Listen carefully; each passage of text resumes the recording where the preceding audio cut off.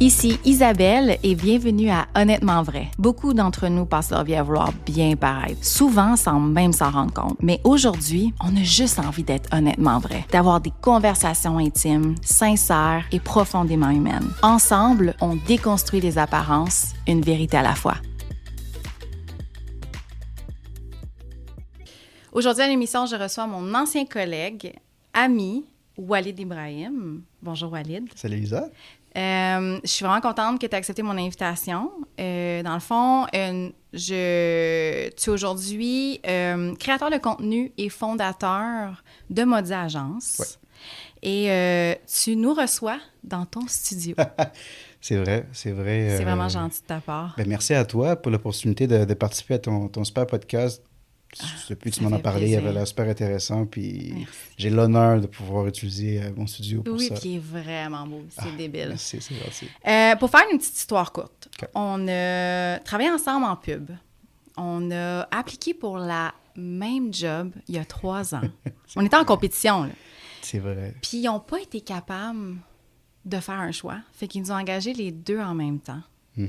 Et puis, on s'est fait pitcher direct sur un très gros compte en pleine campagne.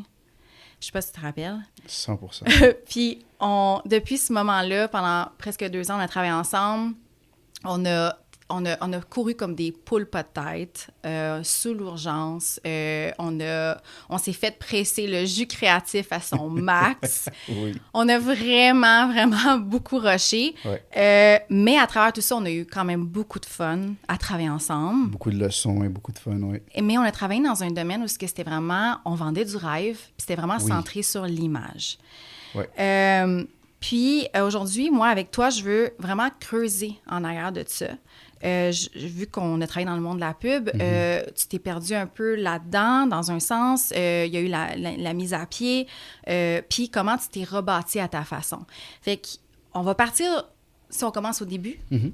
On s'est connus dans une agence où l'apparence, la présentation, la performance, c'était quelque chose qu'on vivait au quotidien. Ouais. Même si on était à bout des fois, fallait livrer. Comment toi, tu as vécu tout ça?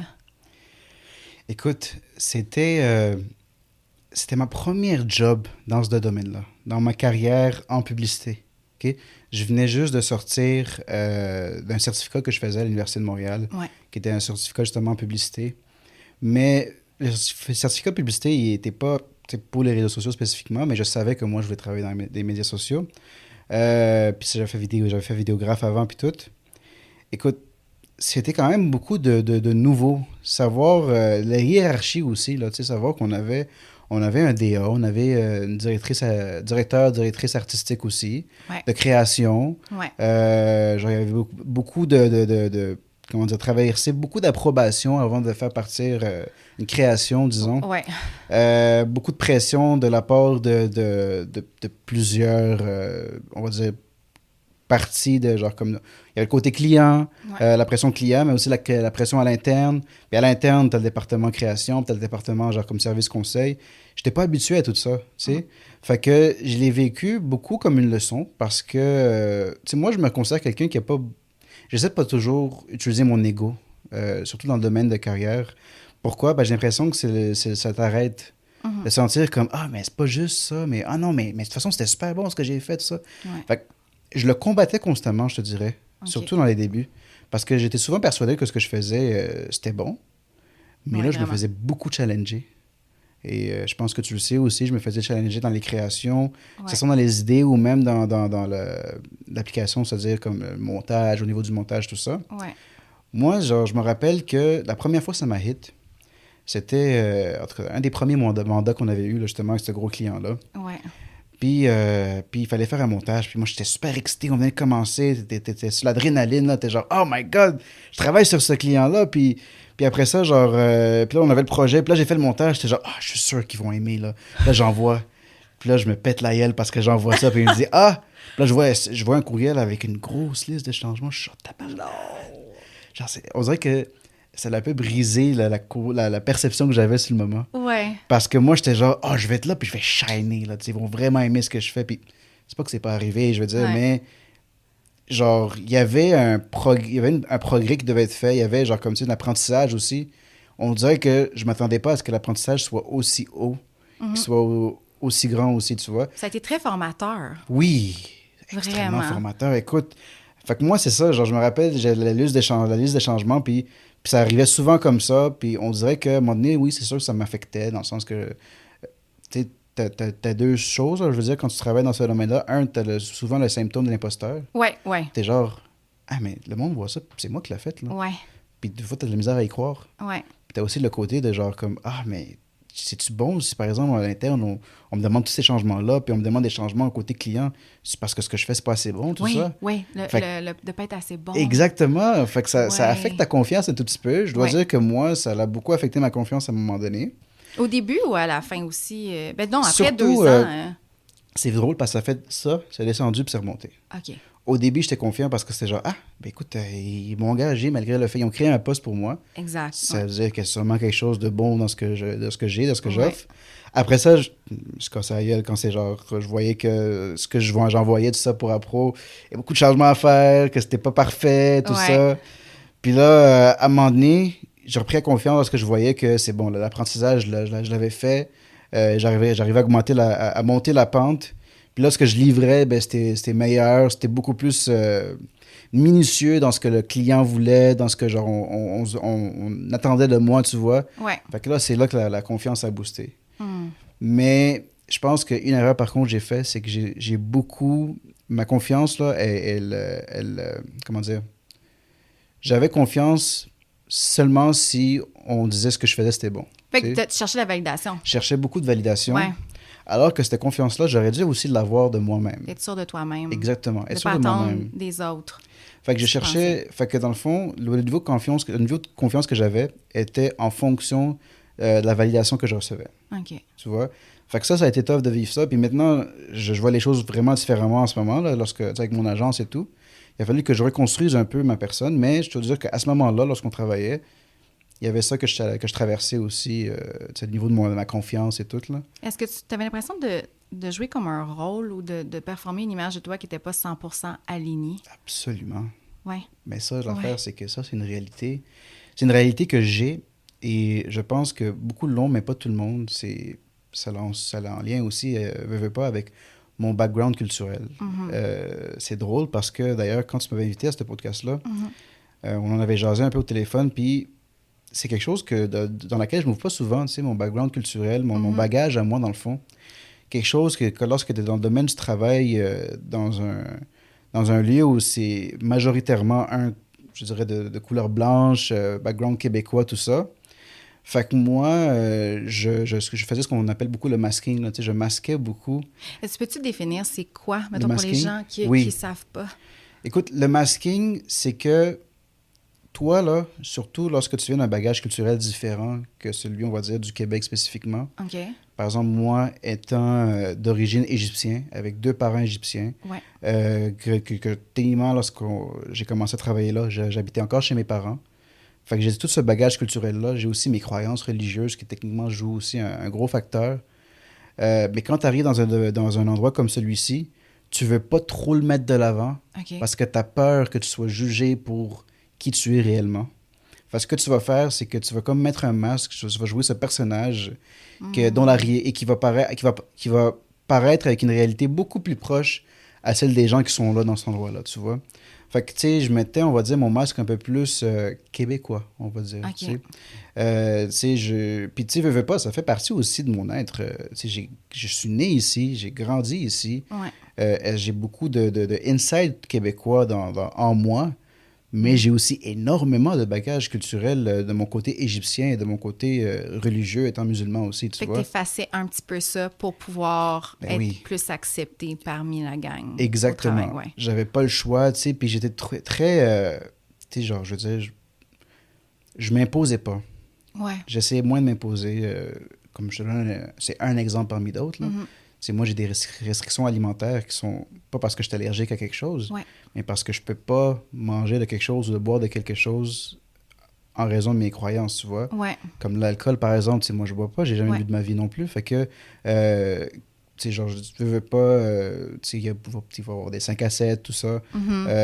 Moi, je veux être intégré, je veux faire partie de la gang aussi, parce que j'ai pas envie de me sentir isolé. Ouais. Fait que je vais montrer ce côté-là, Ouais. mais j'essaie tout le temps de dire de « Ah non, non, mais c'est correct, ah, mais c'est pas grave, tu sais. » J'essaie tellement pas de m'imposer avec ce que j'avais, parce que je sentais que si je m'imposais, ça allait gâcher, genre, comme, tu sais, la vibe, ça allait gâcher tout, ou j'allais avoir l'air de celui qui est, genre, comme différent, puis tout. Tu sais. Mais la pub, c'est un domaine où c'est très, très, très centre. Je veux dire, c'est très présent. La Ouais. culture du 5 à 7, les parties thématiques. Ben oui. L'alcool, on boit beaucoup. On attend que 5 heures arrivent pour ouvrir la bouteille de vin.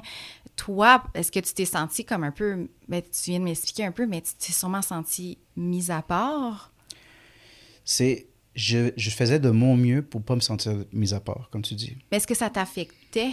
Ça m'affectait, genre, j'ai l'impression que peut-être sur le moment, ça m'affectait pas parce que tu sais, on essaie de se convaincre, hein, finalement, que ah non, mais je suis pareil, tu sais, genre, Ouais, c'est la même chose. Moi, c'est juste que je les vois boire, mais je vais cheers avec mon verre de non alcoolisé, puis tout va bien, tout ça.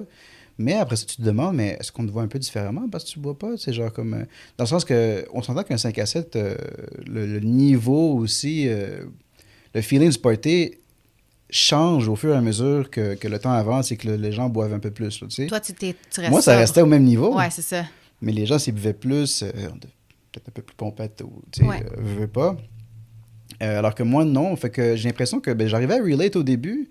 À un moment donné, on me perdait, tu sais, puis c'est normal. Mais c'est pas quelque chose que j'étais genre, ah, c'est pas juste, c'est genre, non, c'est une réalité. Je veux dire, j'accepte cette réalité-là, mais ça crée une différence, je veux pas. C'est pour ça que, je sais pas si tu te rappelles, mais des fois, genre, je partais un peu plus tôt. Ouais.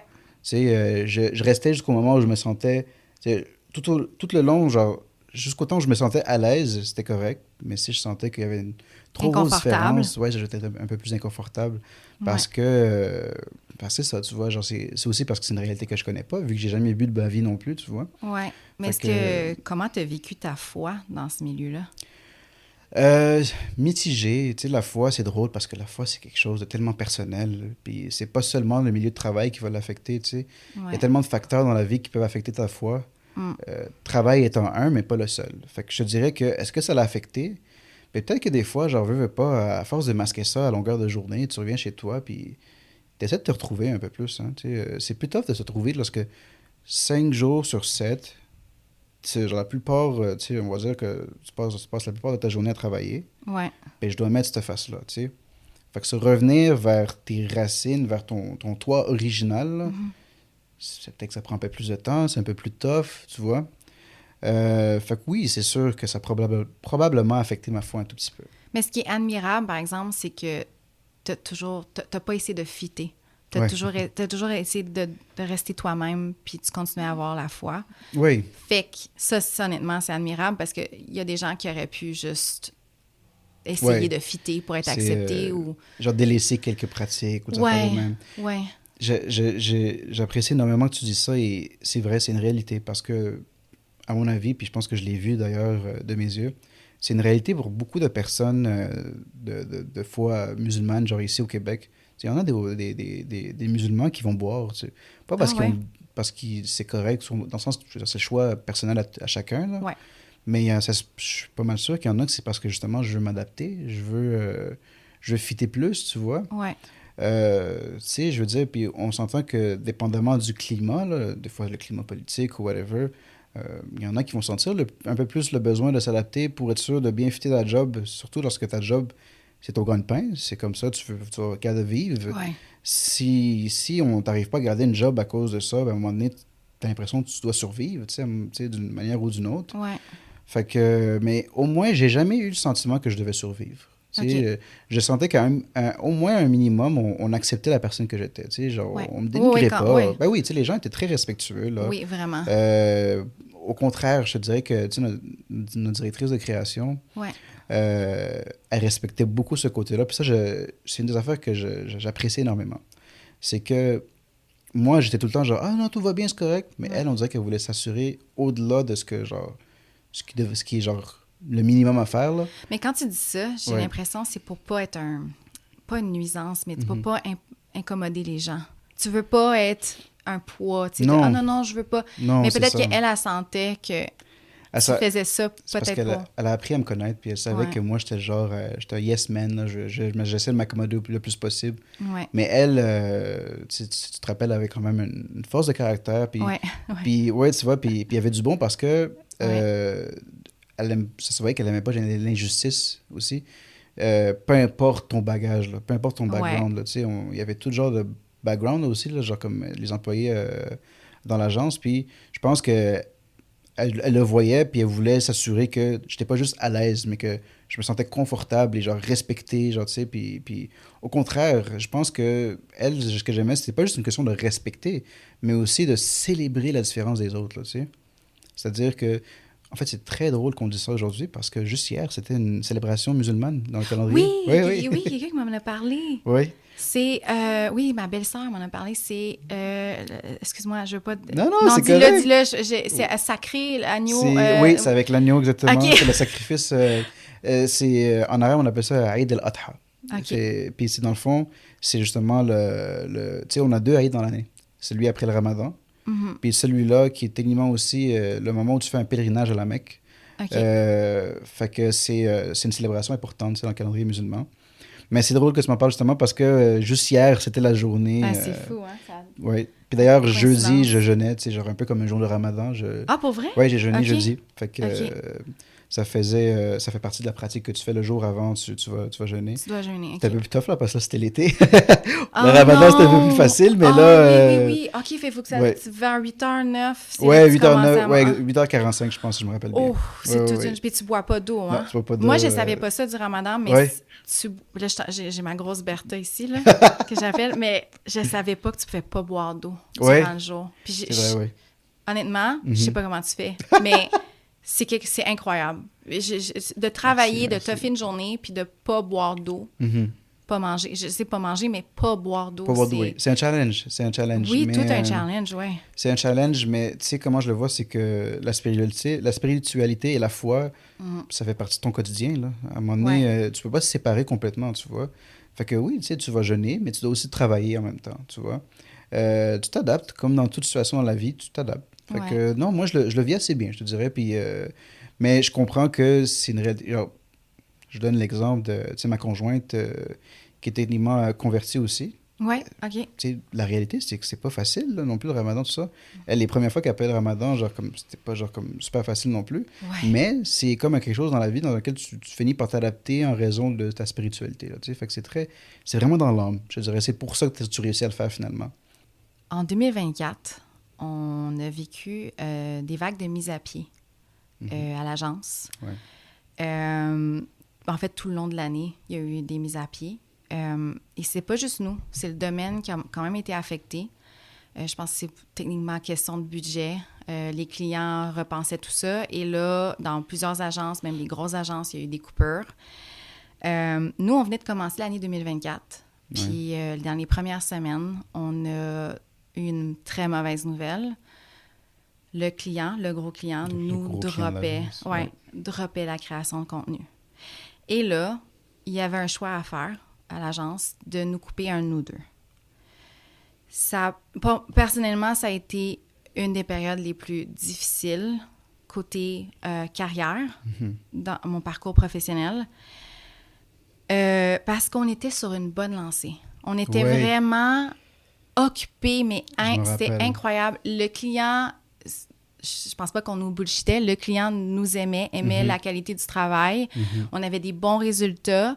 On pensait même expand, créer un nouveau département. On était... C'était incroyable comme on était en train de faire ça. Et là, tout d'un coup, une grosse chute. Paf! On est tombé de haut. Mais ça, je pense vraiment que ça l'a fait shifter notre identité professionnelle. Dans le sens que ce qu'on croyait être, ce qu'on croyait avoir bâti, c'était probablement pas aussi solide qu'on pensait. Puis, je sais que toi puis moi, on l'a vécu différemment. Parce que moi, de mon côté, je perdais un collègue que j'aimais tellement beaucoup. Puis, j'ai pas pleuré, là. Juste parce que ça m'avait vraiment affecté, la façon que ça s'est passé. Je me suis tellement sentie coupable qu'on me gardait. Puis, de mon côté, c'était plus le syndrome du survivant. Exactement. Mais de l'autre côté, ça a été un gros choc. Mais de ton côté, ça a été sûrement la chose qui t'a le plus fait shaker, qui t'a shaké. Je sais pas, je peux pas imaginer ce que tu ressentais de ton côté. Avec du recul, est-ce que tu penses que ça a été un tournant nécessaire? 100 000%. Je vais te dire sincèrement, l'année 2024, pour moi personnellement, il n'y a jamais autant de trucs se sont passés niveau carrière qu'en 2024. Puis c'est drôle parce que ça a commencé avec faire remercier chez l'agence. Ouais. Puis c'est drôle parce que c'était au début de l'année, au tout début de l'année. Mais crois-moi, pour moi, là, quand je recule, maintenant avec du recul, ça a été juste le tout début de ce qui m'amène à faire ce que je fais aujourd'hui, là, en ce moment. Ouais. Fait que finalement, c'est pas négatif. Puis je te dirais que je comprends comment tu l'as traversé. C'est drôle parce que, tu sais, des fois, tu as un instinct. Moi, j'avais une partie de moi qui l'attendait un tout petit peu. Ouais, des fois, on se parlait, puis Oui. tu le sentais venir. Puis je savais que entre nous deux, ça allait très probablement être moi. Et la raison, c'était juste côté technique. Genre, quand j'analysais la hiérarchie et tout ça, j'étais genre, non, mais s'il faut qu'ils coupent, sachant que je me rappelle, juste avant, ils avaient coupé un poste qui était Dans notre département. qui était pas trop loin de ce que je faisais là. Puis dans ma tête, j'étais genre, je sens que je vais être le prochain. Tu sais? Ouais. Fait qu'on dirait que lorsque tu t'y attends, ça te frappe un peu moins, un peu moins fort. Surtout quand ça vient juste d'arriver. Ouais. Moi, là-bas, la personne que je suis très... lorsqu'il y a une urgence, là, quelque chose d'alarmant, je le vis absolument très, très calme parce que je suis quasiment comme en mode, OK, il faut gérer la situation. Fait que c'est comme ça que j'étais. D'ailleurs, je me rappelle que lorsque j'ai eu l'appel avec les dirigeants de l'agence, puis qui me parlaient, déjà, dès que j'ai reçu l'invitation, je sentais que je savais c'était pourquoi. Puis là, quand ils m'ont parlé, j'étais genre, non, je comprends. Puis je voyais les raisons et tout, puis on dirait que j'étais genre, non, écoute, c'est une question de budget, c'est une question technique, c'était pas en lien avec, ce que je faisais. C'était plus, écoute, il y a ça qui s'est passé. Eux, étant des dirigeants, on n'a pas le choix de faire ça. C'est la vie. Après ça, il y avait une autre partie de moi, j'étais genre, ah shit, Isa, es-tu au courant? Parce que je sais pas pourquoi, mais j'avais le sentiment que t'allais le prendre aussi difficilement. Je sais pas pourquoi, mais genre, tu sais, te connaissant, là, on a eu le temps de se connaître aussi, ça faisait 2 ans. Puis moi, j'étais genre, ah man, Isa, à part... Elle est en train de passer un mauvais quart d'heure en ce moment-là, c'est sûr. Là. Puis... J'en ris, mais c'était pas drôle. Non, je suis partie sais. à pleurer dès que je le sentais, puis c'est pour ça que pas longtemps après, c'est pour ça que je t'avais appelé justement, puis j'étais genre, OK, ça va bien, Isa. Puis au contraire, j'étais genre, la dernière chose que je voulais, c'est que tu te sentes mal. Parce que je me rappelle qu'on avait eu quelques petites discussions par rapport à ça, juste avant de recevoir justement les nouvelles. Là. Puis je sais que, je te connaissant, puis la personne que tu es, je savais que tu allais te sentir mal, que tu allais te sentir coupable. Genre, pourquoi toi? Mais que moi, dans ma tête, j'étais genre, non, c'est une question logique, c'est stratégique, là. C'était sûr qu'entre nos deux rôles, toi, avec les responsabilités que tu prenais, moi, mais ce que je faisais, ils auraient pu, genre, comme, tu sais, de le déléguer à la pige ou quelque chose. Tandis que toi, c'était plus nécessaire, c'est dans certains des fonctions, là, justement, dans ce rôle-là. Fait que non, ça faisait du sens pour moi. Puis ouais, mais c'était tough parce que... Mais tu penses que ça t'a comme rattrapé par après? Oui. Comme sur le coup, tu étais peut-être sur l'adrénaline ou le fight or flight mode, en alerte, puis là, tu étais là-dessus. Puis là, je pense qu'à un moment donné, ça tombe, et là, c'est là que la réalité frappe. Ah, la réalité a frappé. Puis là, chercher une nouvelle job. La réalité a vraiment frappé après. C'est ça l'affaire, c'est que moi, sur le moment, je le sens pas, mais après, il y a plein d'affaires qui se sont passées. J'étais genre, mais la réalité que j'avais pendant les 2 dernières années, là, la routine que j'avais créée, pouf, a juste disparu. Fait que maintenant, il faut en créer une autre. Ensuite, c'était genre le manque de confiance. Ça vient de shaker, hein? C'est genre, mais oui, mais parce que même si, là, logiquement, tu te disais, ah non, mais c'est juste une question de budget, tout ça, tu te dis, mais c'est parce que le client, ils n'ont pas assez aimé la job que je faisais. C'était en raison de, si j'avais fait mieux, ça aurait été différent. Ils nous auraient gardés, des affaires de même. Fait que oui, ça l'avait affecté ma confiance en moi, je veux pas, un tout petit peu. Après ça, la recherche de job, qui a été aussi... écoute, chercher une job, là, c'est une job en en elle-même, parce que tu te lèves à chaque jour, tu te mets une routine. Moi, je me rappelle, j'avais, écoute, tous les endroits où je postulais, puis j'avais mon Excel sheet où je mettais genre toutes les places où genre j'envoyais justement mon CV, les réponses, les entrevues alignées, tout ça, genre aligné tout ça. Fait que, tu sais, c'est une réalité aussi. Puis, veux pas, t'as le côté, ben genre, ça va-tu bien aller, tout ça. Cette entrevue, je pense que c'était bon. Celle-là, je suis pas sûr. C'est peut-être pas un bon. Oui, fait que c'est terrible, là, passer genre des entrevues, là, puis chercher une job, là. Ouais, Honnêtement, j'ai... faut que tu te vends. Oui. C'est quelque chose. Puis même là, après, t'es-tu certain que c'est vraiment l'endroit où tu veux travailler, là? Moi, je pense que j'avais l'impression que j'avais quasiment gagné le gros lot après avec notre agence parce que les valeurs étaient super bien, les gens étaient nice, Oui, vraiment. la job était genre nice aussi. Fait que j'étais genre, my God, je vais-tu vraiment être capable de retrouver genre un style, une job aussi... Le gazon, est-tu plus vert ailleurs? Ben oui. Puis c'était difficile d'y croire parce qu'on était vraiment bien. Exactement. Puis là, tu te dis, je vais trouver quelque chose qui va être en bas. Puis là, ça, c'est décourageant, c'est démoralisant. Exactement. Puis aussi, tu sais, quand tu cherches une job, tu fais face à l'incertitude, à l'inconnu. Oui. Ça fait peur, ça. Puis tu sais pas si tu vas matcher ce que tu avais, puis si tu vas te sentir mieux. Fait que ça, tout ça, ça fait en sorte que... Oui. Oh, ça va... Mais est-ce que c'est là que l'idée de lancer ton agence a commencé à mijoter dans ta tête? Non, même pas. C'était pas Pas encore à ce moment-là. C'était pas à ce moment-là. C'est vraiment drôle le trajet là, qui m'a amené vers ça parce que si tu y penses, avant de commencer mon agence, j'ai eu 3 jobs cette année-là. 3? Oui. 2? 3 jobs. L'agence en janvier qui m'ont laissé aller. Ouais. Ensuite, j'ai travaillé dans une autre compagnie dans leur département de marketing. OK, ouais. Fait que c'était pas en agence, c'était travailler pour le client. OK. Je suis resté là quelques mois. Ensuite, au fond de moi, j'étais genre, je recherchais une job en agence parce que j'étais genre, c'est ça l'expérience que je veux. Je veux de l'expérience en agence. Ouais. Avoir des mandats différents.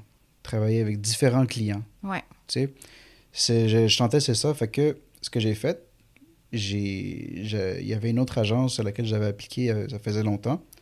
Et ils ont repris ma candidature. Puis là, ils étaient intéressés de me donner un rôle. Ah ouais. Fait que là, j'ai pris ce rôle-là dans une autre agence. 1 mois. T'as fait 1 mois. T'as fait 1 mois. Fait que là, si tu y penses, là, on commence janvier jusqu'à peut-être mars, avril, début avril, je pense. Début avril, j'avais commencé l'autre job. Début avril jusqu'en juillet environ. Après ça, juillet, je pense, j'avais commencé la 2e agence, là, fait que mon 3e emploi de l'année. Puis après 1 mois, je pouvais pas. C'était tanné. C'est là que t'as... C'était pas juste une question de tanné. Ah ouais? J'ai commencé à faire plusieurs réalisations. Déjà, à la base, une des autres raisons pourquoi je voulais trouver un autre emploi dans une autre agence, parce que je voulais savoir c'était quoi bâtir une agence au cas où, à un moment donné, j'aimerais ça fonder ma propre agence à moi. Ah, t'avais déjà... Fait que j'avais une petite idée, là. Ouais. Mais pour moi, cette idée-là était loin. Ça veut dire que je n'allais pas la réaliser aujourd'hui. J'allais attendre genre 1 année ou 2 ou peu importe, tu sais. Fait que j'étais genre, non, pendant ce temps-là, je vais avoir de l'expérience dans cette nouvelle agence-là. Et éventuellement, quand je vais vouloir, je bâtirai mon agence.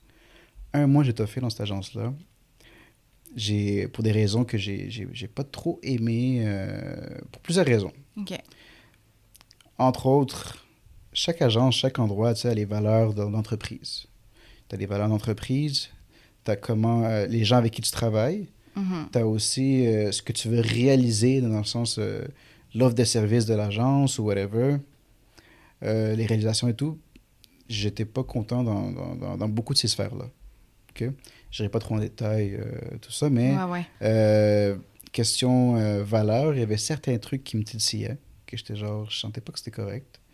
Et je parle même pas genre comme juste, genre je parle même pas entre employés, je veux dire, c'était même pas autant, mais plus même dans les livrables du client. Puis aussi dans la qualité de contenu, parce que moi finalement, tu sais, genre j'ai travaillé là comme stratège. À un moment donné, il faut que tu le sais, on fait un rapport du mois.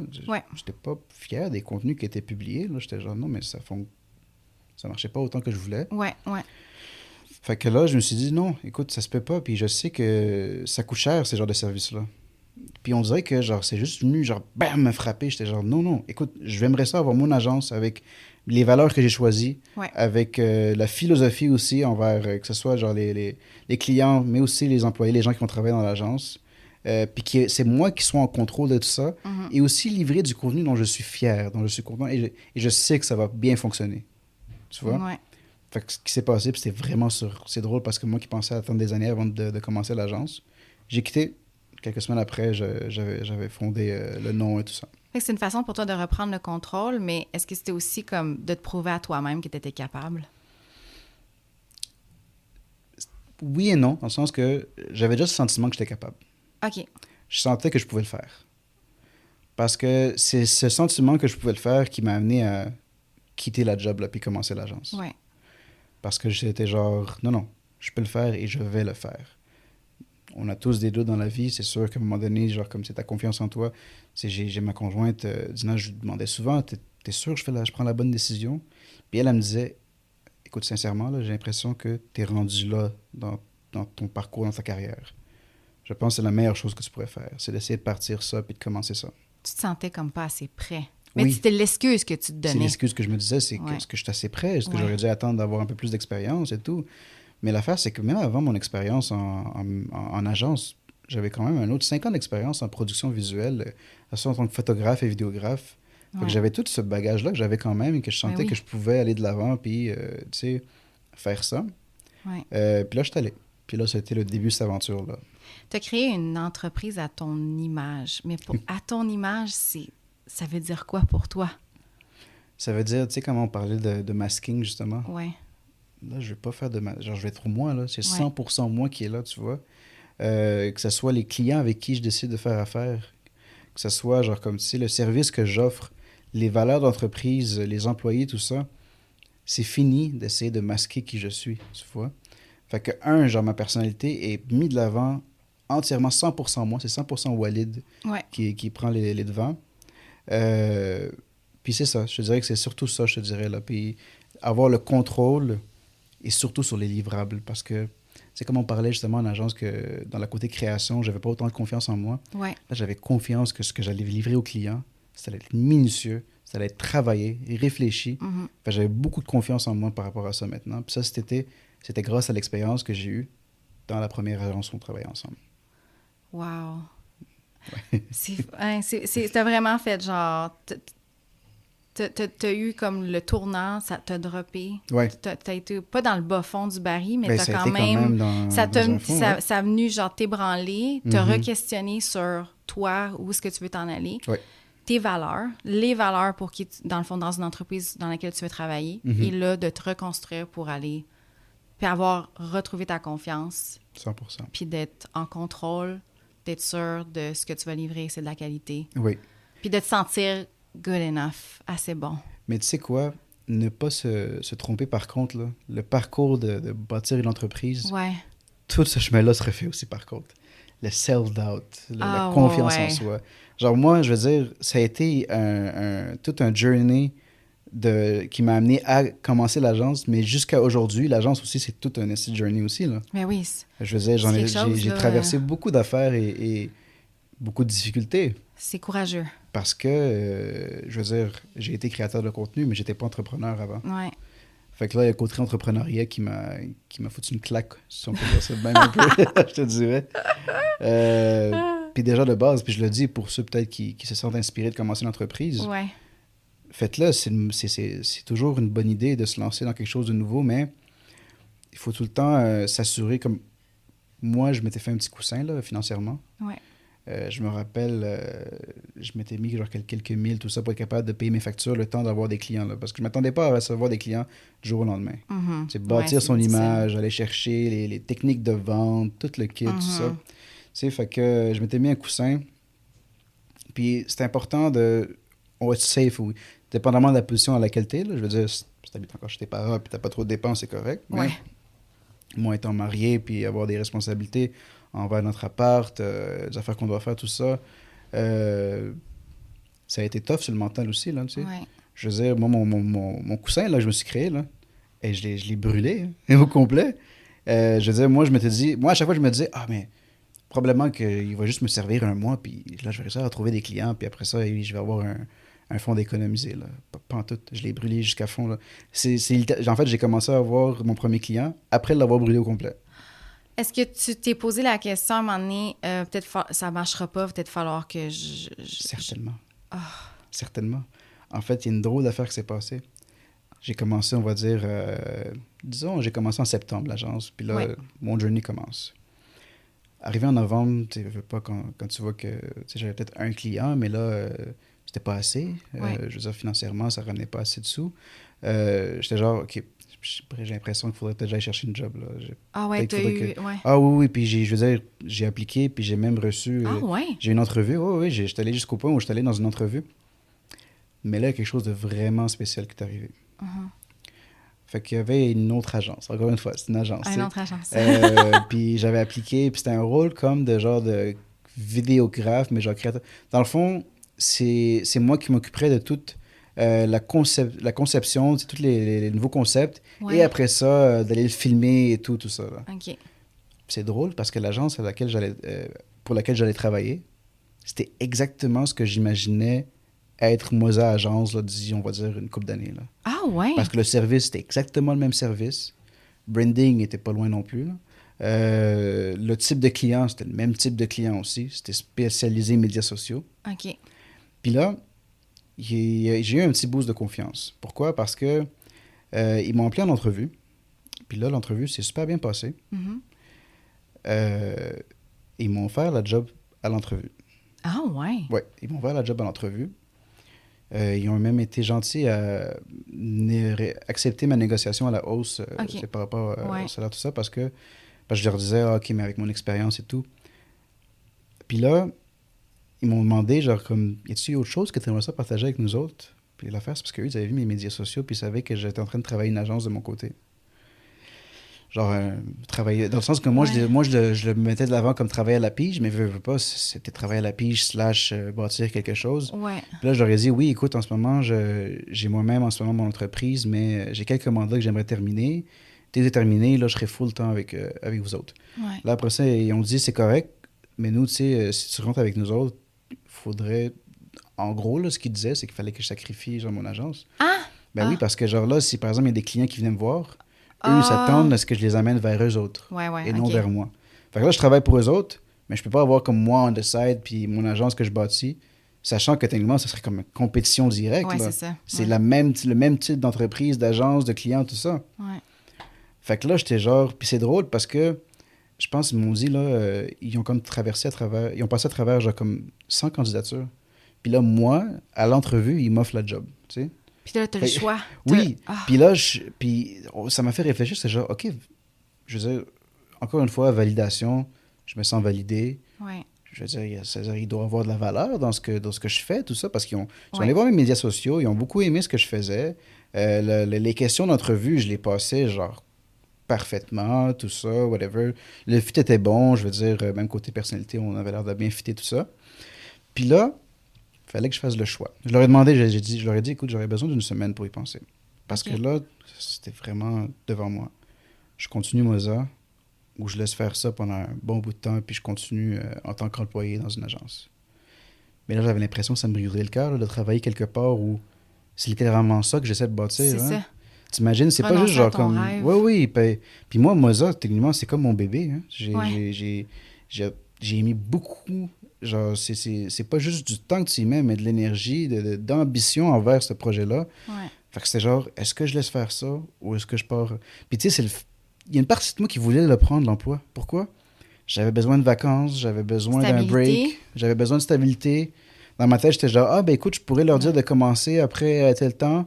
Je partirai une semaine dans le sud avec Dina, puis je reviendrai. Puis là, bam, genre, je commence un nouvel job, puis là, on continue la routine, tout ça. J'étais pas capable. T'as tellement fait le bon choix. Ouais, écoute, aujourd'hui... aujourd'hui... c'était la... Mais il fallait que je traverse ce moment-là. Il fallait que les deux choix se mettent devant moi, puis que j'ai vraiment cette confiance totale, Même s'il n'y a rien de promis, là, ça ne voulait pas dire que ça allait fonctionner. Ouais. Mais il fallait que j'y fasse confiance. Puis T'as ça, pris on un dirait... risque. Oui. Ouais. Ce truc-là s'est mis devant moi pour me prouver à moi-même que j'avais confiance en ce que je faisais. Oh, C'était spécial parce que à ce moment-là, je me suis dit, Tellement. non. Regarde, j'ai pris ces décisions-là. Mhm. Continue, va de l'avant. C'est drôle parce que le mois de janvier, ça a été le mois où j'avais closé le plus de clients aussi. Ouais. C'était fou raide parce que j'avais même pris un local avec un ami qui faisait son entreprise à lui aussi. Fait qu'on était deux personnes dans ce local-là. En janvier, j'ai même incorporé l'agence parce que, en tout cas, les trucs avançaient puis j'essayais de traverser certaines étapes. Là. Fait qu'il y a beaucoup d'affaires qui se sont passées, tu sais. C'est quand tu reviens en janvier 2024 puis Oui. en janvier 2025. Pensais-tu que tu serais là en janvier 2025? Absolument pas. Absolument pas. Écoute, C'est tu me fou. disais, genre, tu vas commencer ton entreprise dans 1 an. J'aurais dit, ben non, t'es fou. Genre, c'est pas le moment pour moi. Là. J'ai besoin de stabilité, tout ça. Toutes les raisons dans ma tête étaient là pour ne pas commencer ça. Mais on dirait qu'à un moment donné, c'était genre juste, non, vas-y. Là. Moi, dans ma tête, j'étais genre, non, tu vas faire un plan d'affaires. Tu vas tout analyser, le marché. Tu vas faire ça en 1 an. Puis là, quand c'est le temps, tu vas comme... Non.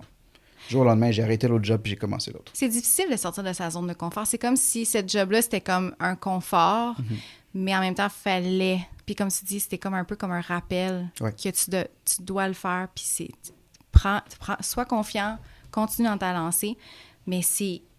Là, tu as sorti de ta zone de confort. Mais là, aujourd'hui, tu réalises que c'est payant dans un sens que... des deux côtés, mais dans le sens que tu as fait le bon choix, puis là, tu le réalises. Absolument. Puis ça doit être tellement gratifiant de... Puis tu dois te sentir fier aussi de toi. Ah, écoute, je me sens très fier de moi parce que aujourd'hui, on a commencé juin. Ouais. Je peux dire que dans les derniers mois, j'ai travaillé avec plusieurs clients, différents clients, plusieurs mandats qui ont des bons résultats. Puis je peux regarder ça, je peux dire, c'est moi qui est allé chercher ce client-là, puis qui a bâti ça, puis qui crée ces résultats-là. Fait que je me sens tellement fier. Là, je sens que j'ai beaucoup accompli. Ouais. Puis, tu sais, il faut que je me donne cette validation-là pour continuer à aller de l'avant. Puis Par aussi, toi-même et non par les autres. Parce que quand tu roules, là, tu le remarques pas que tu roules. Hein? Tu sais, quand tu es en plein dedans, tu t'arrêtes pas pour te dire « Wow, ce que j'ai fait! » Oui, c'est Mais vrai. on dirait qu'à un moment donné, il fallait que je m'arrête et je me dise, surtout dans les moments difficiles. Parce que dans les moments difficiles où tu te dis genre « Ah, mais qu'est-ce que je fais? » Je veux dire, ça fait aucun sens, ça marche pas. Mais là, tu dis « Non, mais regarde les derniers mois, là, ce que tu as fait. Regarde les mandats que tu as eus, les clients qui étaient heureux, satisfaits, les résultats, ce que tu as fait. » Il faut que je regarde ça puis me dire, non, tu as pris la bonne décision, tu as fait de bonnes choses, tu as aussi des mauvaises choses qui sont arrivées, que tu as appris, des leçons que tu as appris aussi. Là. Ouais. Puis ça fait partie de la route. Tu sais. Pour revenir à la foi,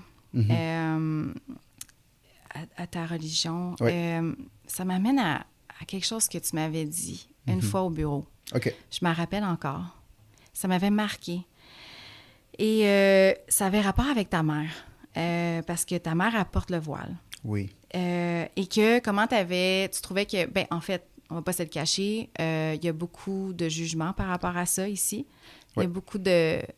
Notre perception ici, au Québec, c'est différent. Il y a surtout côté politique, je pense. Oui, puis tu m'avais vraiment expliqué la raison derrière. Puis je pense que ça serait important que tu le redises ici parce que moi, ça avait changé ma perception. Ouais. Parce que je comprenais pas vraiment bien ce que ça représentait. Fait que, est-ce que tu peux nous raconter un peu ce que c'est? Oui. Puis, dans le fond, comment le regard des gens sur ta mère? Écoute, ça, c'est très drôle que tu me demandes ça parce que je parle pas souvent de religion, encore une fois, juste en général, parce que j'ai l'impression que c'est tellement quelque chose d'intime et de personnel. Ouais. Puis le voile, c'est tout autant intime et personnel aussi pour la personne qui décide de le porter. Dépendamment du stigma, dépendamment de ce que la perception des gens est, c'est-à-dire qu'il y en a qui vont penser que « Ah, mais est-ce que c'est forcé? T'es obligé, c'est forcé par un homme, c'est un homme qui te force à porter le voile et tel et tel. » Puis là, ben, à chaque fois qu'on voit ma mère dans la rue, j'ai l'impression qu'on va je dis pas tout le temps, là, c'est pas tout le temps comme ça, mais ça va arriver qu'on va la traiter différemment parce qu'elle porte le voile. Autant même dans le voisinage, quelque part, ça fait maintenant genre probablement plus de 20 ans qu'on habite ici. Ouais. Mais jusqu'à maintenant, des gens que ça fait 20 ans en fait qui nous voient dans ce bâtiment-là. Ouais. Mais qui vont continuer à nous voir de façon un peu différent. Différent. C'est quoi la vraie raison derrière le La vraie raison derrière le voile, écoute, Ouais. moi, je vais te donner ce que c'est, puis aussi la perception que j'ai, mais il faut savoir que pour avoir une réponse un peu plus claire et un peu plus, comment dire, détaillée, je pense que c'est beaucoup de me demander à une femme qui le porte. Une femme qui demande le voile. Parce que, encore une fois, j'ai l'impression qu'on va contre le sens de genre, ah, mais on pense que c'est obligé c'est forcé par un homme, mais là, on demande la question à un homme aussi. Oui, mais c'est pas ça. Non, je sais que c'est pas du tout ça. Okay. Mais je peux comprendre que si la réponse vient d'un homme, on va se dire que, ah, mais c'est sûr qu'il va dire ça, c'est lui qui... comme biaisé. Oui, c'est ça. Fait que moi, je vais donner ma perception en ayant discuté avec ma mère, en ayant discuté avec d'autres amis que j'ai, ceux qui le portent et ceux même qui le portent pas, mais qui ont une certaine croyance envers le voile aussi, tu vois. Le voile, tout d'abord, c'est... tu décides de le porter, là, je veux dire... c'est un choix personnel. C'est un choix personnel. Mais pourquoi est-ce que c'est un choix personnel? Parce que c'est pas un homme qui te le demande, techniquement, c'est, dans le Coran, c'est Dieu qui te le demande. Fait que... Et Dieu, c'est pas un homme. Il faut savoir que nous, dans notre croyance, Dieu n'a pas de genre. C'est ni un homme, ni une femme. Tu vois? Fait que sinon, on ne s'est pas forcé par un homme. Fait qu'encore une fois, c'est Dieu qui te demande. Puis, ça vient du principe de, tout d'abord, de la pudeur. Ça veut dire que avant même de porter le voile, c'est une femme musulmane qui va vouloir aller jusqu'à ce niveau-là, c'est qu'elle veut garder sa pudeur. Et sa façon de garder sa pudeur, c'est de couvrir certaines parties de son corps. Tu sais? Comme dépendamment, mais tu sais, justement, c'est se couvrir pour que... Et pourquoi? Parce que sa pudeur, c'est pour elle, et c'est aussi pour cacher du regard des hommes, par exemple. Okay? Puis c'est pas pour se protéger parce qu'un homme elle demande, c'est pour se protéger pour elle-même, tu vois? Dans le sens que la femme va vouloir se couvrir pour se protéger elle-même. C'est un respect envers elle-même, dans le fond. C'est un respect envers elle-même. Tu peux le voir comme ça aussi, parce que c'est vrai. Parce que je le cache pas parce que, genre, mon mari me demande de me couvrir. Non, c'est parce que moi, je veux me cacher du regard d'un homme qui pourrait me regarder avec un regard un peu plus, peut-être, malicieux ou vicieux, ou whatever, tu sais. Fait que c'est là que, justement, puis tout d'abord, cette pudeur-là, elle commence pas avec le voile. Moi, je dirais quasiment qu'elle finit avec le voile, parce que si la personne va d'abord se couvrir d'une façon différente, c'est genre, je sais pas, porter quelque chose de plus long, whatever, peu importe, il faudrait demander à la femme comment est-ce qu'elle voit sa pudeur, mais c'est ça la pudeur, tu vois. Et d'où ça sort aussi la pudeur. Et en passant, la pudeur, c'est autant au niveau de l'homme que de la femme. L'homme aussi est demandé d'avoir une pudeur. Et la pudeur, c'est non seulement dans comment tu t'habilles, mais aussi comment tu te comportes et comment tu parles. Ça, c'est quelque chose qu'on oublie souvent. Parce que, je te donne un exemple. La façon comment je vais engager dans une conversation avec quelqu'un, là, on s'entend que la conversation peut prendre différentes tournures dépendamment de comment tu discutes. Hein? Je veux dire, est-ce que je vais être là à faire des genres de commentaires un peu plus, genre, tu sais, peut-être un peu moins... qui vont avoir certaines intentions, tout ça. Mauvaises intentions. Ça, exactement. Avec des intentions, tout ça, ben ça, c'est un manque de pudeur un peu, là, si tu commences à avoir des intentions dans comment tu t'engages à parler à un homme ou une femme, peu importe, tu sais. Dans ton attitude aussi, dans le respect que tu as envers la personne, tout ça, ça fait partie de la pudeur. Tu es toujours trouvé très respectueux. Je te remercie, j'apprécie énormément. Oui, vraiment. Mais tu sais, ça fait partie de la pudeur aussi. C'est comment tu t'engages dans une conversation avec quelqu'un. Comment tu t'habilles, ça fait partie de là. Et finalement... le voile, c'est une extension de cette pudeur-là. Elle va jusqu'au-delà du voile. Et donc, le voile, c'est genre, je couvre mes cheveux. Puis, pourquoi? Parce que les cheveux, ça fait partie de ma beauté, ça fait partie de genre, comme, tu sais, de ce que je montre au monde.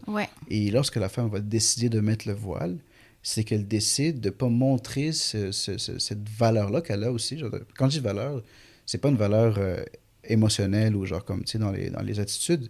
Mais là, je parle vraiment de valeur dans le sens que d'avoir des beaux cheveux ou avoir tel ou tel, ben, tu vas jusqu'à étendre et cacher ça aussi du regard des hommes. Tu vois? Pourquoi je te dis les hommes? Parce que techniquement, le voile s'applique aux femmes envers les hommes et non les femmes. C'est-à-dire que, disons, une femme qui décide de porter le voile, elle n'a pas besoin de porter le voile lorsqu'elle est avec une autre femme. Fait que tu vois, ça, c'est une autre affaire aussi. Puis tu sais, fait que c'est ça, c'est comme une extension. Puis là, et pourquoi elle le fait? Elle le fait pour Dieu, finalement, encore une fois. Pas pour un homme, elle le fait pour Dieu, puis elle se sent plus protégée. Puis ce que j'ai compris en ayant parlé, c'est que elle se sent, la femme va se sentir plus protégée. Pourquoi? Parce qu'à la base, une femme ou même un homme musulman est quasiment soumis à Dieu dans le sens que, genre, comme, tu sais, en respectant ce qui est écrit dans le Coran, mais aussi avec un lien d'amour avec Dieu, tu vois. Ça renforce la connexion. Ça renforce la connexion. Ok. Effectivement, c'est ça que ça fait, ça renforce la connexion. OK, ouais. Parce que à la fin, c'est pas juste un bout de tissu sur les cheveux, le voile. C'est vraiment, c'est ton parcours spirituel, personnel, où je suis rendu, par exemple, disons si j'étais une femme, où je vais aller étendre, genre, tu sais, ma pudeur à me voiler aussi les cheveux. Tu vois? Ouais. On juge tellement Non, les je apparences. sais, on juge les apparences, Puis puis on c'est pour sait ça. pas ce qui Exactement. se cache derrière tout ça. Puis moi, le conflit que j'ai lorsque j'entends ce qui se dit, on va dire même côté politique, là, tout ça, on bannit les signes religieux. J'ai jamais compris parce que pour moi, c'est pas un signe religieux. Je fais pas ça parce que je veux montrer, là. Ouais. C'est tellement plus spirituel que genre comme qu'un symbole, là. C'est pas comme si, par exemple, je mettais une bague ou je mettais un collier ou quelque chose, tu sais. Ouais, Tu ouais. peux, si tu veux, par exemple, représenter... je peux avoir un T-shirt et représenter ce que je crois. Ouais, C'est ouais. correct, mais Ouais. lorsque tu dis que je veux bannir les symboles, pour moi, ça n'a jamais été un symbole, le voile. Même techniquement par là, ce n'est pas un symbole. Ça peut représenter un symbole dans le sens que, oui, disons, moi, étant de mon background culturel, mon background religieux, je représente constamment cette religion-là ou ce pays-là. Pourquoi? Parce que les gens vont, après ça, dépendamment de comment est-ce qu'ils ont agi avec moi et comment j'ai agi, ils vont associer ça à d'où je viens ou de ma Ouais. religion. Fait que oui, t'es comme un symbole ambulant finalement, genre, comme constamment. Ouais. Mais tel quel, ce que c'est pas un symbole. Comment ça a changé ton... Comment tu penses que ça t'a formé sur toi dans ton rapport à l'image puis aux autres? En voyant ça avec ta mère. Écoute, tout d'abord, ma mère, j'ai toujours trouvé courageuse. Mm. Puis il faut savoir une chose, hein, parce que finalement, la réalité de la vie, c'est ce que c'est. Ma mère, juste pour que tu saches, elle n'a pas toujours porté la voile non plus. OK. En fait, ce qui s'est passé, c'est elle a immigré au Canada, au Ouais. Québec, puis à un moment donné, elle l'a enlevé. Elle a décidé d'arrêter de porter le voile à cause du jugement des autres. Parce OK. que- Elle s'est pas écoutée dans le fond elle-même. Non, puis elle n'a pas arrêté de porter le voile pour elle-même. Ouais. Au contraire, elle a arrêté les autres. de porter le voile pour les autres, pour pas être vue différemment, Ouais. pour pas être jugée. Fait que tu sais, c'est ça que puis ce que j'ai remarqué, c'est que le moment où ma mère a décidé de porter le voile puis de pas l'enlever, c'est le moment où elle s'est dit, je m'en fous de ce que le monde va penser. Wow. Je le fais pour moi. Ouais. Ils vont penser des affaires, ils vont me traiter différemment au travail. Puis ça arrive, hein. Écoute, je vais te donner un exemple. Pas où est-ce qu'elle travaille présentement ma mère, mais son ancien employeur. Il faisait souvent des remarques pas correctes. À un moment donné, ils ont fait une blague. Il y a quelqu'un qui a fait une blague qui était, à mon avis, un peu déplacée. Ouais, ouais.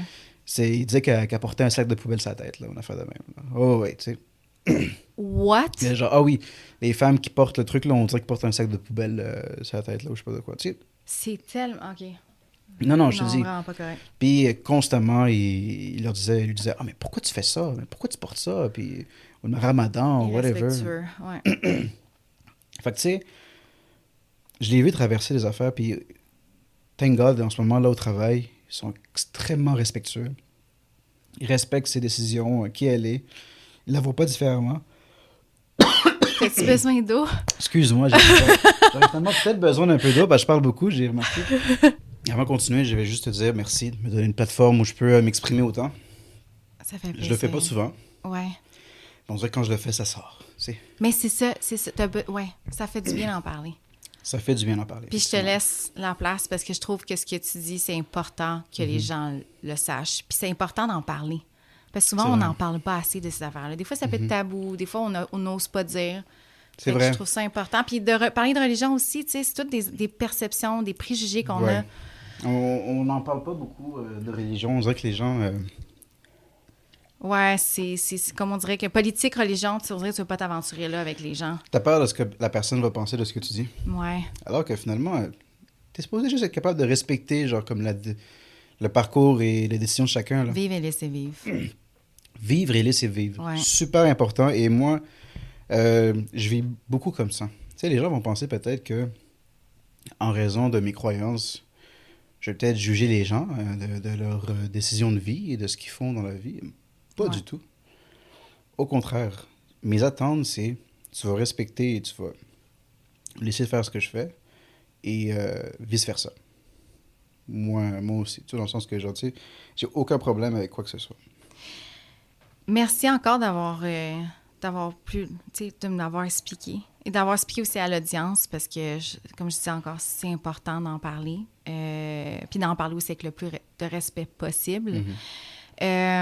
Si on fait un saut, par exemple, à ici, ton studio de podcast, oui, on va revenir à côté carrière. Tu as lancé ton propre studio de podcast. Je trouve ça vraiment beau. Merci. De te voir là-dedans, dans le sens que tu as l'air passionné. Là, enfin, tu t'amuses vraiment avec ton équipement. Mais tu t'amusais déjà avant, mais là, c'est le fun parce que tu es créatif. Je sens que ça vient vraiment te fueler. Ça paraît là, que tu aimes vraiment ça. Ah, c'est hâte. Puis, mais qu'est-ce que tu avais envie d'exprimer à travers ce projet-là? OK, pourquoi j'ai fait le sujet podcast? C'est vraiment drôle parce que ça aussi, comme beaucoup de décisions que j'ai prises, c'était sur un coup de tête. Ah, c'est un coup de tête? C'était un coup de tête. Ben oui. Ah oui, écoute, moi, je suis très comme ça. Hein. J'ai une décision, j'ai une vision, puis d'un coup, top, puis là, il faut que je la fasse. OK. Tout de suite. Ce qui s'est passé, c'est que j'ai plusieurs clients qui sont des courtiers immobiliers. Puis là, beaucoup des capsules que je filme avec eux autres, c'est, on va dire, du style des capsules éducatives. Ouais. Fait que là, souvent, c'est moi qui se déplaçais, on va dire, vers leur lieu où ils sont. Puis là, j'installe un téléprompteur avec la caméra, puis on enregistre des scripts déjà faits. Mais là, en, disons, 5 heures, dépendamment de la personne, tout ça, on va avoir un certain nombre limité de capsules qu'on peut faire avec ça. Disons 5 capsules, là, 5 à 10 capsules. On va peut-être prendre 3 heures environ, tu sais. Puis moi, je regardais souvent les podcasts passer, puis je voyais des courtiers immobiliers faire des podcasts, puis j'étais genre, il y a peut-être une formule là-dedans qui serait bonne, qui serait plus facile pour moi lorsque je crée du contenu pour les courtiers. Parce que, puis finalement, comment je le voyais, c'était, 1 heure d'enregistrement de podcast, on pourrait faire 10 capsules. J'étais genre, wow, OK, fait que là, ma formule, elle va être plus facile que moi qui me déplace, passer plusieurs heures, tout ça. Des fois aussi, avoir un script, c'est pas toujours évident pour tout le monde. Hein. Même si tu as un téléprompteur, c'est pas toujours évident parce que c'est des mots qui sont mis dans ta bouche. C'est peut-être pas toujours de façon organique, naturelle. C'est pas spontané. Fait que c'est exactement. Fait que là, le podcast, j'étais genre, ça va être plus spontané, les gens vont se sentir plus à l'aise. Puis en plus, c'est pas que la caméra, je veux dire, tu sais, on a des caméras, on a 3 caméras. Là, on l'a pas dans notre face, là. T'sais, nous, on se parle. Fait que ça fait que c'est moins intimidant. Fait que d'ailleurs, ça a commencé à Mais j'avais peur un peu des caméras au début. Je pense que tu te rappelles, on téléphone, je te disais, je parle. On dirait, j'ai l'impression que je pensais que ça allait me changer, que j'allais me mettre comme une espèce de façade. Okay, puis j'allais comme, tu sais, il fallait que je sois posée, je parle bien, tu sais, que je change qui je suis dans le fond parce que là, la caméra me regarde, tu sais. Je te demanderais, as-tu le même feeling maintenant, ayant fait quelques épisodes et tout? C'est mieux. C'est mieux? Oui, je me suis habituée. Ouais, c'est sûr qu'au début, tu sais, je suis tout le temps un peu stressée. Normal. Le début, on dirait, j'ai l'impression que je suis plus stressée. Mais on dirait qu'avec l'invité, par après, je relaxe plus, puis je deviens plus à l'aise, puis on dirait que je les oublie. Ça se fond dans le décor. Oui, puis je focus sur toi. Exactement. Ouais. Puis c'était ça mon objectif, c'est que mes clients se sentent plus à l'aise, que ce soit plus spontané comme réponse, et finalement, leur créer plus de contenu. Fait que c'est parce que c'était un curveball que j'ai eu, là, dans le sens que j'avais un client ou j'avais quelques clients, puis j'avais de la misère à créer autant de contenu aux affaires de même. Là, il y en a un qui me l'a suggéré, je pense. C'est rentré dans ma tête, je me dis, mais pourquoi je le fais pas? Puis dans le temps, j'avais mon bureau de travail était dans un autre local, c'était pas ici. Fait qu'ici, ce local-là, cette chambre-là chez moi, elle servait à rien. Puis je mettais des boîtes vides, là, rendu là. Ah ouais? Des boîtes, des affaires. Fait que je me dis, écoute, regarde, je vais utiliser cette chambre-là pour faire le studio. 2 semaines après, le studio était prêt. Mais même si c'est pour les clients, qu'est-ce que ça t'apporte à toi? Moi? Ouais. C'est le fait de commencer quelque chose de nouveau. Moi, j'ai l'impression que j'ai besoin de ça dans ma vie, dans ma carrière aussi. Il faut du nouveau, il faut du changement. Pour te challenger. Oui, il faut que je me sente challengé. Okay. J'ai besoin de ça, moi. Puis tu sais, étant tu sais, j'avais jamais fait de podcast avant, fait que, je veux dire, tu connais le côté technique, il y a des affaires que je connaissais bien. Ouais. Niveau caméra, je considère que j'ai quand même une bonne connaissance. Non, t'es bon, là. Merci. Même excellent. Merci beaucoup. Là, il fallait comprendre un peu plus le côté les angles, comment synchroniser caméra. Oui. Il y a comme un concept de ça. Fait que moi, comme toute chose que que j'entreprends, je fais mes recherches, j'écoute une tonne de vidéos, je regarde comment faire. T'es autodidacte. Exactement. Je regarde l'équipement que j'ai besoin. Puis là, je le comprends parce que j'avais déjà la base de comprendre comment les caméras, comment les synchroniser, avoir un bon son, un bon micro, avoir tu sais, la lumière. Tu sais, genre là, j'ai placé les lumières sur le mur aussi. Fait que j'avais cette vision-là qui se bâtissait. Puis là, j'étais genre, je sais comment il faut que je le fasse. Puis là, bam, là, je savais. Là. Puis là, j'étais genre sur une lancée. Wow. Là, puis c'est drôle parce que le mur qu'on a ici, Ouais. c'est une fenêtre qui est là, techniquement. Puis c'est moi qui ai bâti T'as condamné la J'ai fenêtre. condamné un tout petit peu la fenêtre. Il fait un peu chaud pour ça. Mais écoute, ça a été un challenge, ça aussi, ce truc-là. C'est drôle parce que j'ai tout le temps des challenges. Ouais. Mais on dirait que j'aime ça avoir des challenges. Mais t'apprends à travers ça. Exactement. Ça te Parce fait que ce mur-là, évoluer. je l'ai bâti dans le garage à mon père. Puis, premier problème que j'ai eu, il rentrait pas par la porte. Ah, ben oui, c'est vrai. Il rentrait pas par le balcon non plus. Oh non. Il y avait rien qui se passait. Fait que là, j'étais genre shit. J'avais passé, écoute, je pense un 8 heures à faire cette affaire-là. Là. Aller acheter des affaires, revenir, tout ça. Fait que là, genre shit, ok, faut que je le coupe. Fait que là, je l'ai coupé en deux. Je l'ai remonté ici. Ah ouais. Je l'ai revissé. Le crime, là, Oh, wow. quand je le mets debout, il est trop haut. Oh non. Ah oui, c'est trop haut. Moi, je pensais que j'avais bien calculé, mais c'était à comme à 1 centimètre près, là. Puis j'avais mis des roues, parce que moi, à la base, le but, c'était de mettre un mur avec des roues puis le déplacer. Pour le déplacer, ouais. Ça marchait pas. J'ai enlevé les roues. Puis là, il y avait juste comme un genre de truc triangle de stand, là. Fait qu'il pouvait rester debout. Par contre, je pouvais pas le déplacer avec des roues. Ouais. Là, le problème, c'est que le mur était trop... Le nouveau mur était trop loin du mur original. Fait que la dimension que ça créait, genre, je l'aimais pas. Là, je suis resté, j'étais genre, crème, qu'est-ce que je fais? T'as gossé pas mal. Là. J'ai gossé pas mal, je me suis dit, je vais juste le visser sur le mur. That's it. Wow. Là, je l'ai vissé sur le mur. Done. J'ai trouvé une solution, puis là, depuis là, il bouge pas, là, tu sais. Là, ça a marché. Ouais, La formule résultat a fonctionné. est magnifique. Je te remercie, vraiment... je te remercie. Mais tu vois, c'est ce genre de challenge-là que j'aime avoir, que Ouais. j'aurais pas si j'étais employé, là, tu sais. Je veux C'est dire, vrai, c'est une idée vrai. comme ça, créer ton studio, faire tel, j'en aurais pas, mais les challenges que j'ai constamment, il y en a des fois où je me pète la gueule un peu ou que je me sens pas Mais super je pense que bien. ça doit être nécessaire des fois de se péter la gueule. C'est plus que nécessaire. Ouais. Moi, je trouve que c'est quasiment une formation, là, ce péter la gueule, parce que, Ouais. genre, tu sais, c'est pas la seule manière d'apprendre. Tu peux toujours aller chercher un coach. Ouais. Je conseille aussi parce que c'est aussi une très bonne chose à faire. Mais l'autre façon, c'est que tu apprends tes erreurs à chaque fois. Moi, à chaque semaine, quasiment, je faisais des erreurs. Puis à chaque semaine, j'apprenais cette erreur-là. Mm. Puis je m'assurais que la semaine après, ben, genre, je changeais comment je fonctionnais. Ouais. Puis là, c'est comme ça. Puis jusqu'à maintenant, je suis loin d'avoir fini d'apprendre. Hein. Mais non, hey, on n'a jamais J'en ai fini. encore un bon bout à faire, je te Ah. dirais. Fait que là, on va enchaîner. OK. Parce que là, je sais pas comment ça fait. Ça doit faire un petit bout, là. On va enchaîner avec... quand on jase, on arrête Ben oui, plus, quand là. on jase, c'est très normal, oui. On va rentrer dans le segment vérité ou illusion. Parfait. Fait que l'idée, c'est simple. Je te lance une phrase ou une perception qu'on aurait de toi. Puis tu me dis si c'est une vérité ou une illusion, que c'est faux. OK. Tu peux aussi te justifier à chaque fois. Là, mettons, si tu as quelque chose à renchérir, tu peux le dire. Parfait. Travailler à son compte, c'est plus de liberté. Oui, Vérité? c'est une vérité. T'as plus de liberté. Ah, tu trouves? Ah oui? 100%. Ah oui, j'aurais pensé que c'est plus une illusion. Non, c'est pas une illusion. T'as plus de liberté. Mais ça veut dire quoi, la liberté? Dans le sens que, genre... la liberté dans quoi? Je pense que oui, si on y allait... Mettons, si tu t'en vas en vacances, t'es comme... Tu peux pas turner off tout. Ah, mais regarde, mais tu vois, c'est ça la nuance. Parce que oui et non. Des fois, des clients peuvent t'appeler T'as de la soir. liberté... Oui, c'est vrai. Je te donne un exemple. Moi, je reviens du Mexique. Ouais. Et j'avais pas de boss là, à qui je demandais si je pouvais partir à cette date-là, de cette Ouais, date-là, c'est ou vrai que combien de temps, ou ouais. combien de temps de vacances. J'avais envie d'y aller, je suis allé. Mhm. Par contre, je peux pas déconnecter. Ouais, c'est ça. Je suis obligé quand même de rester présent, être en ligne, genre comme travailler un peu. Mais c'est moi qui faisais le choix de où je voulais le faire, de quand à quand je voulais le faire, mes heures de travail. Ouais, c'est vrai. Il n'y a pas quelqu'un qui était là pour me dire quoi faire, disons. Là, tu sais.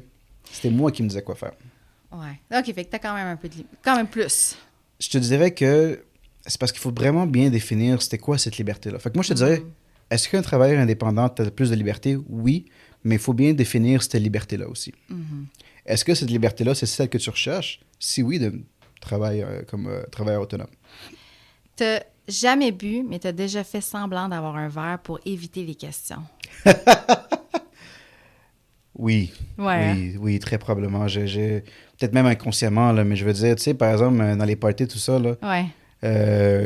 j'avais mes petites bouteilles de Heineken 0%, là. Ouais, ouais. À un moment donné, tu fais comme si c'était une bouteille normale, là. Ouais, C'est ouais. drôle parce qu'à un moment donné, je vais même la boire de la façon comment les gens vont la boire, une bouteille de Ouais. bière. Ben oui, parce que j'essaie de me mettre dans ce profil-là un tout petit peu. Ouais, Là. ouais. Tu Féline. sais, le feeling. Fait que, tu sais, Ouais. je la tiens comme, tu sais, Ah, mais ça, les gens, quand ils tiennent une bouteille de bière, c'est de même. Ben, je vais la tenir pareil, tu Ouais. sais. Fait que oui, oui. Tu t'es déjà senti effacé parce que tu étais trop différent. Qu'est-ce que tu veux dire par effacer? Dans le fond, tu te fais petit. Tu n'es pas vraiment toi-même. Oui. Oui, je dirais, dans ce Ouais. cas-là, oui.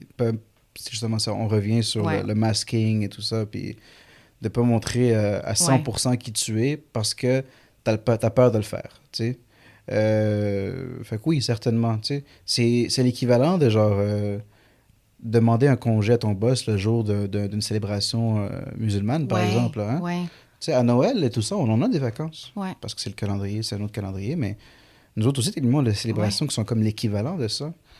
Mais on Puis là, n'a pas... t'oses-tu, t'oses pas. Ouais. Fait qu'au contraire, en fait, je vais même ramener ça à une anecdote, je pense que tu vas t'en rappeler. Ah oui? On avait un mandat à un moment donné, Uh-huh. et c'était pour une marque de jeux alcoolisés. Oui! C'était au tout début. C'était au tout début. Ouais. Puis j'ai travaillé sur ce mandat-là. Ouais, je me rappelle. Puis ça t'a challengé sur...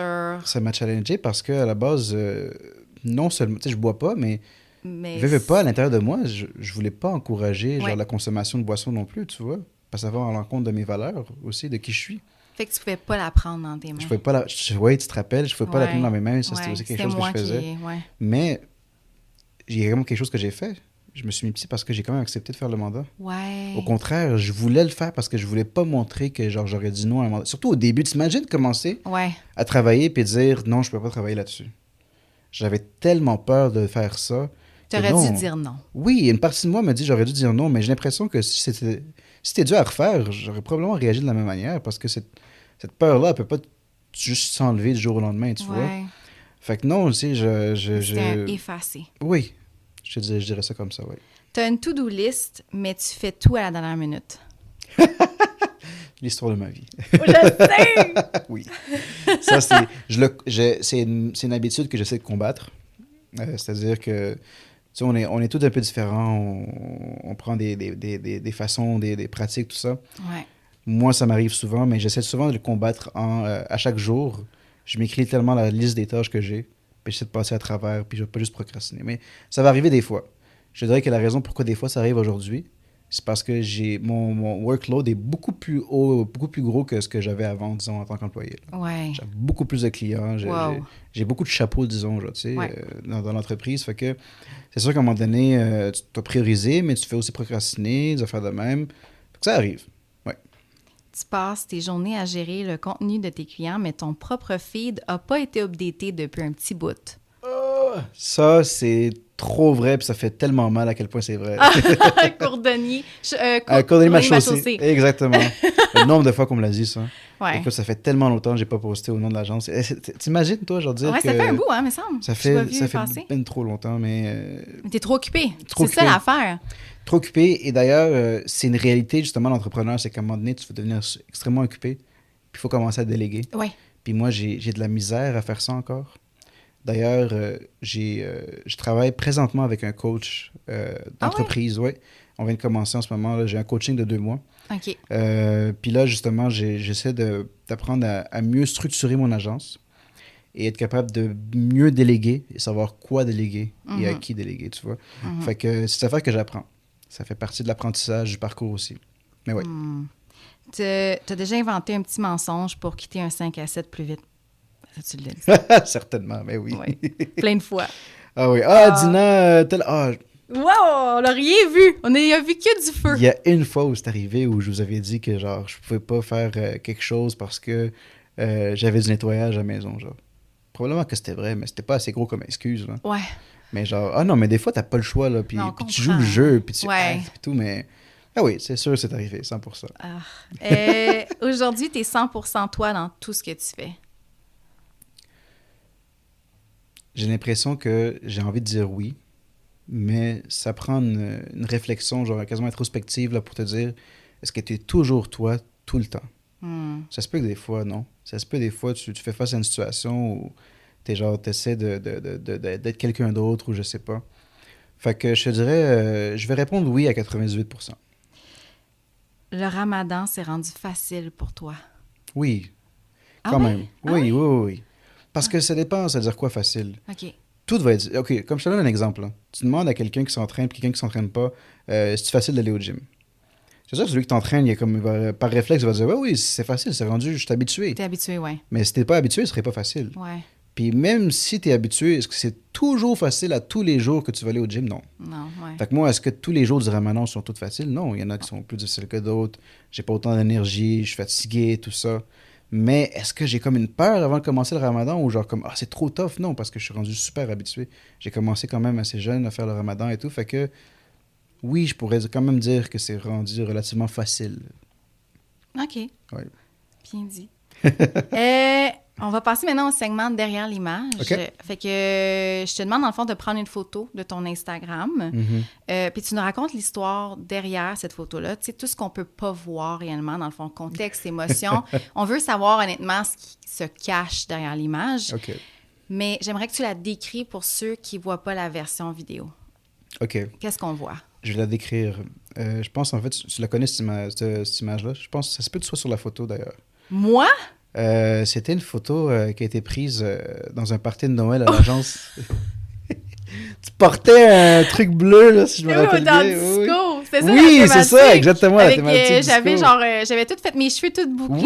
Oui, c'est ça, exactement Il y avait du monde. Ouais. Il y avait 2 autres collègues. Oui, il y avait... Puis avec des afros. Ouais. Oui, puis si tu te rappelles, moi, j'avais les cheveux longs dans le temps. Hein? Il y avait... c'est vrai qu'à un temps, j'avais mon man bun puis tout ça. T'as tellement des beaux cheveux bouclés. Merci. Mais honnêtement... Tout le monde tripait sur tes cheveux. Ça n'avait pas d'allure. Oui, écoute, c'est sûr, mais moi, c'est trop d'entretien, là, fait que c'est pour ça que je les ai coupés, mais oui, fait que dans le temps, j'avais les cheveux longs. Ouais. On dirait que cette soirée-là, tu sais, la photo, je suis souriante, genre, comme je veux dire, c'est le fun, tout ça, mais j'avais remarqué que le monde était un peu plus pompette, je veux dire. Ben oui. C'est normal, c'était un party de Noël et toute l'équipe, tout ça. Ouais. Mais je suis resté plus longtemps dans ce party-là. Oui, je pense que je suis resté vraiment? jusqu'à la fin, probablement, ou presque, là, tu Tu sais. faisais du fun pareil. J'avais du fun. Ouais, c'était le fun. Mais, à un moment donné, je forçais aussi de fitter, là, genre, pour être très honnête avec toi. Pour continuer Oui, parce que j'ai pas le choix. à keep up. Il faut bien que tu essaies de te mettre pompette d'une manière, tu sais. Fait que je Ouais. le forçais. Fait que, tu sais, à un moment donné, là, quand il fallait danser ou il fallait mettre les cheveux, ben, je me mettais all-in pour Ouais. être capable de fitter l'énergie. Parce qu'à un moment Ouais. donné, t'as vraiment envie de fitter, là, tu sais. Ouais. Mais tu sais, ce qui se passe, moi, quand j'essaie trop longtemps, c'est que je finis la soirée puis je suis drained. Ouais. Je suis épuisé, là. J'ai comme... En fait, je finis par avoir un gros mal de tête à mon retour à la maison. Et tu vas rire pourquoi, mais des fois, ça force de sourire aussi. Je te jure. Ouais, oui, mais en plus, Parce- tu es en train de socialiser. J'imagine, toi, tu es quelqu'un qui recharge tes batteries solo, Oui. comme seul. Oui, C'est pas le 100%. monde qui te... Non, qui au te contraire, recharge, au contraire. J'ai l'air très extraverti. Ouais. On penserait souvent que je suis quelqu'un de très extraverti. C'est l'image que je veux qu'on ait de moi, j'imagine, tu sais, pour être très honnête avec toi. Ouais. Mais au fond de moi, j'aime beaucoup mes moments à moi aussi, tu vois. C'est ça qui me permet de me recharger. Fait que moi, cette photo-là, la vérité, c'est que j'ai enjoy, mais peut-être pas au niveau que je l'ai montré aussi, là, tu vois. Parce qu'à la fin, j'étais extrêmement épuisé. J'ai donné beaucoup de mon énergie pour essayer de fitter cette énergie-là, tu vois. Ouais. Fait C'était que c'était quelque chose. c'était vraiment quelque chose. Mais pourquoi de- je l'ai fait? Parce que je voulais être dans les photos, je voulais être dans la gang, je voulais qu'on se rappelle de moi dans cette party-là aussi, Ouais. genre, tu sais. Ouais. Fait que c'est ça. Je te dirais que ce serait... c'est l'image OK. que j'ai choisie. OK. Pour conclure l'épisode, je pose toujours la même question. OK. C'est quoi pour toi être honnêtement vrai? Honnêtement vrai, qui est aussi tu sais, ta formule là, pour le podcast, j'ai l'impression que, ayant vu un peu les segments de ton podcast, puis te connaissant toi, j'y associe un peu de toi. Pourquoi? OK. Ben de un, être assis ici, je suis capable de m'ouvrir autant parce que je le fais avec toi, tout d'abord. Parce que, étant mon ami et une ancienne collègue, je pense qu'on avait bâti une belle relation, justement. Ouais. Puis j'ai l'impression que je peux faire confiance, que ce que je dis, genre, j'ai pas besoin de le cacher, là, je veux dire. Ouais. Au contraire, il y a plus de valeur à dire ce qui est vrai que de le cacher. Fait que moi, je pense que honnêtement vrai, c'est ça. C'est la valeur dans la vérité, dans l'honnêteté, dans la transparence du vécu, tu vois. Que des fois, on pense se protéger ne soyons pas vraiment honnêtes avec soi-même de qui tu es. Ouais. Honnêtement vrai, c'est voir à quel point il y avait de la valeur dans ce côté de ta personne aussi, tu vois. Ouais. Fait que c'est ce que je pense que c'est pour moi, honnêtement vrai. Merci pour... Merci à toi. By the way, t'avais-tu remarqué mon chandail? Oui, j'ai remarqué ton chandail. C'est quoi? C'est le podcast à ton copain, oui? Oui, bien là, je voulais juste faire une petite mention. Oui! Parce que je voulais dire, ben c'est ça, c'est le podcast L'Épingle, et je porte leur nouveau chandail. Il est super beau. Je capote sur le design, là. Ouais, c'est beau, ça fait vintage, puis j'aime la couleur beige du chandail aussi. Je voulais dire, je vais te faire une shameless plug, là. Fait que, c'est cool, ça. Co-anime L'Épingle avec Greg Langto et Frédéric Vallée, puis je voulais juste faire un petit clin d'œil parce que les chandails, maintenant, vont être en vente. Pour vrai? Sont en vente, oui. Okay. Je pense que c'est BPM Sport. En tout cas, la page Instagram de L'Épingle. Cool. BPM Sport, je pense aussi, ça rapport. Fait que je trouve ça très nice. Je trouve que c'est authentique montréalais aussi. Parce que c'est pas juste Formule 1, là. C'est Formule 1 à Montréal. Parce que tu le vois, le biodôme, pas le biodôme, là, mais la sphère derrière là, que tu vois justement sur l'île...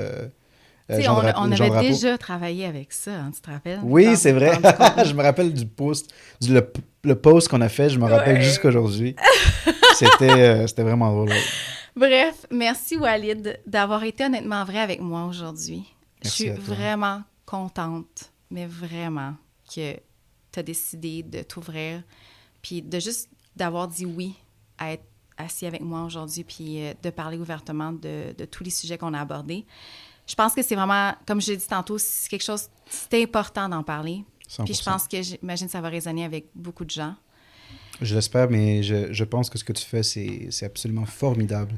Merci. C'est drôle parce que, tu sais, j'en filme des podcasts en ce moment. Ouais. Et quand tu m'as partagé ton idée, ça m'a vraiment frappé parce que je trouvais vraiment que c'est quelque chose de précieux et de fort comme message. Fait que non seulement je te souhaite beaucoup de succès, mais j'en doute pas du succès que ça va avoir. Puis j'espère que ça va réussir à aller chercher beaucoup de personnes. J'espère. Ouais. J'espère. On va voir. Yes. Pour ceux et celles qui veulent te suivre, où est-ce qu'on peut te trouver? Écoute, je te dirais que de nos jours, ta carte d'affaires, c'est surtout dans mon domaine, là, c'est ton compte Instagram. Ouais. Enfin, je pense qu'ils peuvent me trouver, soit ils peuvent retrouver Moza Agence sur Instagram, ou sinon Walid, je pense que c'est walid.vidprod, là, mon Instagram personnel. Ça autant d'avoir des photos de voyage aussi. Qui sont...